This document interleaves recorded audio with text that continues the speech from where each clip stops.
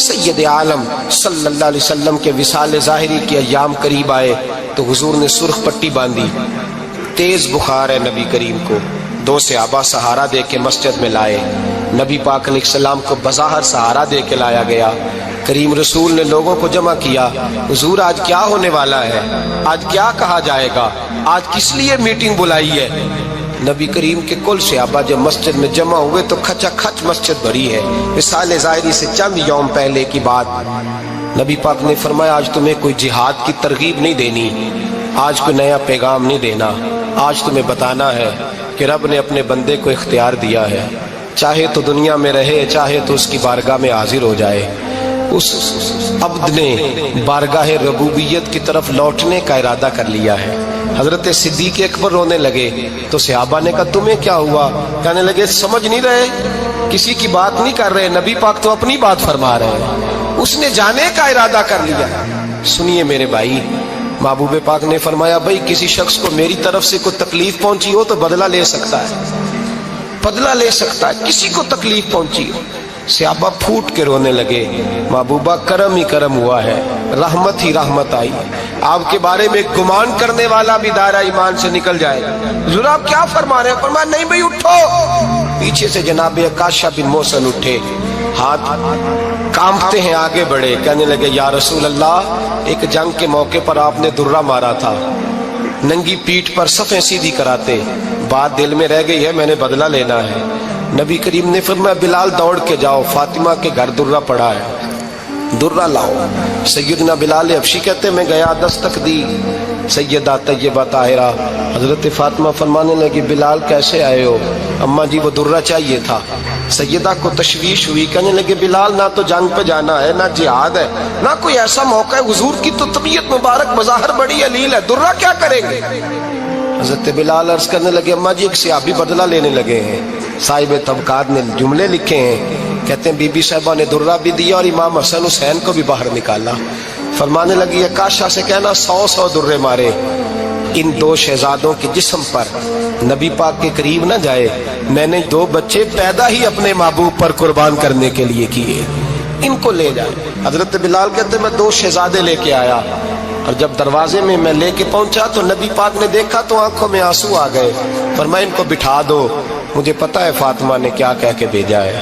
حضرت سیدنا بلال فرماتے ہیں درہ میں نے جناب عکاشہ کو دیا، حضرت عکاشہ درہ لے کے آگے جو بڑھے تو حضرت ابو بکر صدیق نے ان کے پیروں پہ ہاتھ رکھا، فرمایا عکاشہ میری طرف آ یار، مجھے مار درے، نبی پاک کے قریب نہ جا۔ مصطفیٰ کریم نے فرمایا ابو بکر تو ہٹ جا، اسے آنے دے۔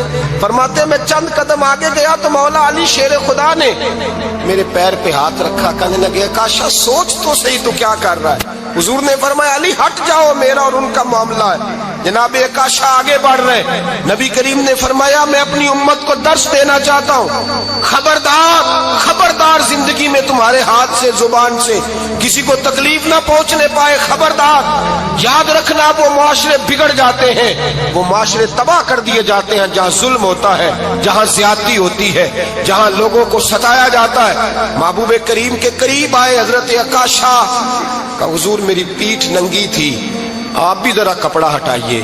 نبی کریم نے پیٹھ سے کپڑا ہٹایا، جناب عکاشہ نے درہ جو اٹھایا تو صحابہ کی چیخیں نکلی، حضرت عکاشہ نے درہ دور پھینکا، حضور کے بطن اطہر سے لپٹ گئے، چومنے لگے، کہنے لگے حضور وہ تو صفیں سیدھی کراتے لگ گیا تھا، آپ نے کہاں مارا تھا؟ یا رسول اللہ میں تو بہانہ بنا رہا تھا کہ جاتی دفعہ مجھے وجود چومنے کا موقع نصیب ہو جائے، مجھے یہ موقع نصیب ہو جائے۔ میرے حبیب نے فرمایا جس نے جنتی دیکھنا ہو میرے عکاشہ کی زیارت کر لے۔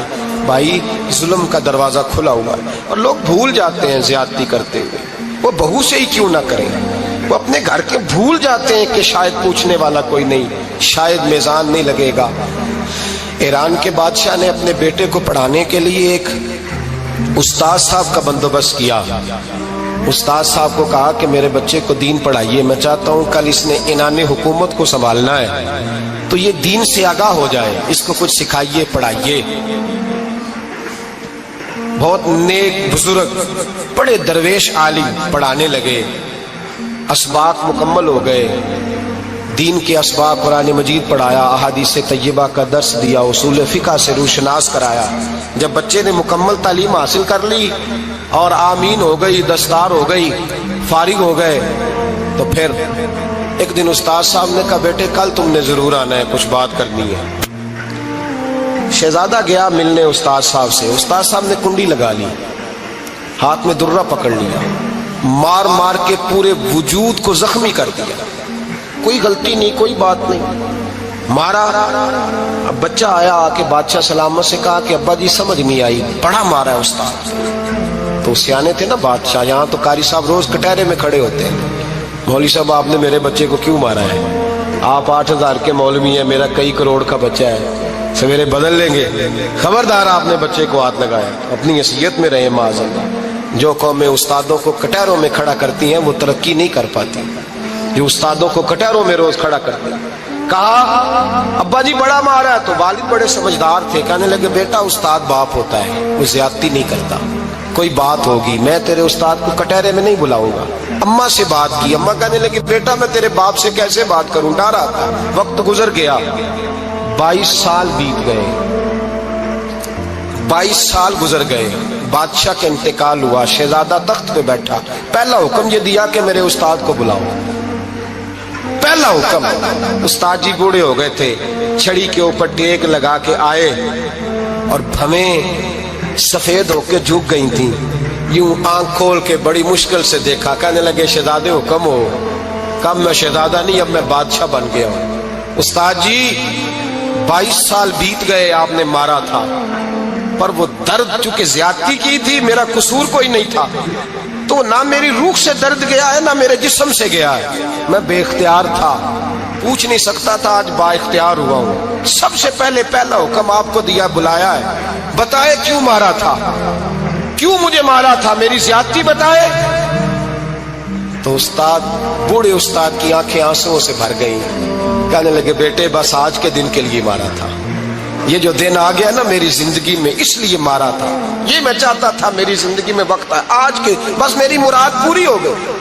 کہ صاحب کس لیے، مجھے بھی سمجھائے۔ آپ فرمانے لگے کتنی دیر ہو گئی تجھے مار کھائے ہوئے، کتنا زمانہ بیت گیا؟ کہنے لگا 22 سال۔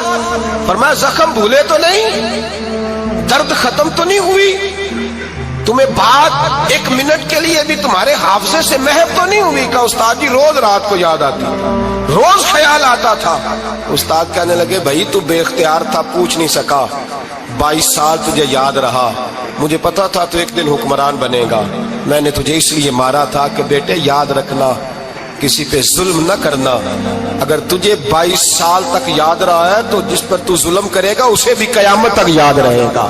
اور یہ یاد رکھنا، تو آج با اختیار ہوا تو تو نے مجھے بلا لیا ہے، قیامت کے دن غریب با اختیار ہو جائیں گے، مظلوم با اختیار ہو جائیں گے، وہ با اختیار ہو گے للہ الواحد القہار، رب کریم کی بارگاہ کے اندر ان کا اختیار ہوگا، اکیلے اللہ کی حکمرانی ہوگی۔ پھر وہ بلائیں گے، بڑے بڑے کج کلا دنیا میں جن کی پگڑیاں اونچی تھی وہ سر جھکائے کھڑے ہوں گے، دنیا میں جو ڈکٹیٹر بنتے تھے ان کی پشتیں لال ہوں گی، ان کو غدار لکھا جائے گا، قیامت تک نہیں بھولے گا۔ ظلم کرنا تو سوچ سمجھ کے کرنا، اتنا کرنا جتنا تم سہ سکتے ہو، اتنی زیادتی کرنا جتنی قیامت میں تم برداشت کر سکتے ہو۔ میرے نبی کریم صلی اللہ علیہ وسلم نے فرمایا ظلم سے بچو، یہ قیامت کے اندھیروں میں سے ایک اندھیرا ہوگا۔ زندگی میں زیادتی نہ کریں، اگر تھوڑی دیر کے لیے کوئی چیز برداشت کر جائیں گے تو وہ فائدہ دے جائے گی، کچھ دیر کے لیے اگر سہ جائیں گے تو نفع مل جائے گا، سہنے کی کوشش کریں لیکن زیادتی نہ کریں، نظر کو، سوچ کو، ذہن کو پاک رکھیں۔ اور میرے بھائی زندگی پوری ظلم سے بچیں، زیادتی سے بچیں۔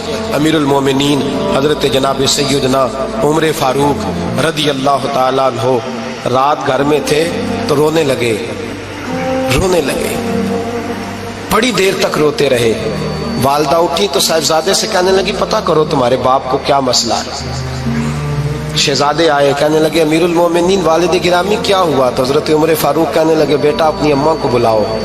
والدہ آ گئی، کیا بات ہے، کچھ طبیعت خراب ہے تو حکیم کا بندوبست کیا جائے۔ تو حضرت عمر کہنے لگے کچھ بھی نہیں، آج مسجد سے نکلا ہوں تو نبی پاک کے صحابہ میری تعریفیں کر رہے تھے، یہ حضرت فاروق اعظم کے وصال کے قریب کے دن ہے. تعریف ایک تو حضرت یہ رونے کی بات ہے کہ خوش ہونے کی. آپ فرمانے لگے نہیں، سوچتا ہوں بار تو میں اچھا رہا ہوں، پتہ نہیں